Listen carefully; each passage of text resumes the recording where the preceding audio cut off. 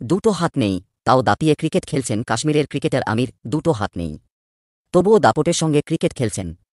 ওর নাম আমির হোসেন লোনে। বল করেন পায়ের পাতার সাহায্যে, ব্যাট ধরেন কাঁধ এবং ঘাড়ের মাধ্যমে। অবিশ্বাস্য মনে হচ্ছে, তবে গল্প মনে হলে এটাই কিন্তু সত্যি। এবং তিনি বুঝিয়ে দিয়েছেন যে ইচ্ছা থাকলে কাউকে দমিয়ে রাখা যায় না। তাঁর খেলার ভিডিও ইতিমধ্যেই সোশ্যাল মিডিয়াতে ভাইরাল। প্রতিকূলতার পাহাড় ডিঙিয়ে রূপকথার গল্প লিখছেন এই দুর্দান্ত পারফর্মার।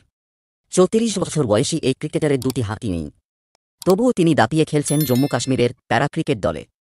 আমিরের খেলা দেখলে মনে হবে এতখানি প্রাণশক্তিও কারো থাকা সম্ভব, কিন্তু আমিরের অবস্থা কেন এমন হল? 2008 সাল, মাত্র 8 বছর বয়সে বাবার মিলে দুর্ঘটনার শিকার হন আমির। দুটি হাতই চিরকালের জন্য বাদ চলে যায়, কিন্তু আশ্চর্য তাঁর জীবনী শক্তির জোর। দেবদূতের মতো আমিরের জীবনে এসে উপস্থিত হলেন তাঁর এক শিক্ষক। আমিরকে প্যারা ক্রিকেট কোচিং সেন্টারে ভর্তি করানো পরামর্শ দিলেন। এরপর আর পিছনে ফিরে তাকাতে হয়নি। বর্তমানে জম্মু কাশ্মীরের প্যারা ক্রিকেট দলের অধিনায়ক আমির। 2013 সাল থেকে পেশাদার ক্রিকেট খেলছেন এই 34 বছরের অলরাউন্ডার। আমির বলছেন, দুর্ঘটনার পরও আমি আশা ছাড়িনি। আমি অনেক পরিশ্রম করছিলাম, হাল ছাড়িনি একদমই।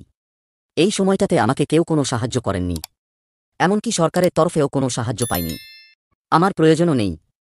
তবে এই সময়টাতে আমার পরিবার আমার পাশে ছিল সবসময়। অনন্তনাগের আমিরকে প্রশংসায় ভরিয়ে দিয়েছেন শচীন তেন্ডুলকর, আশিস নেহরার মতো ক্রিকেটার। খুব দ্রুত আসতে চলেছে তাঁর বায়োপিক, নাম আমির। সহস্র প্রতিবন্ধকতা জয় করে জীবনের মহাকাব্য।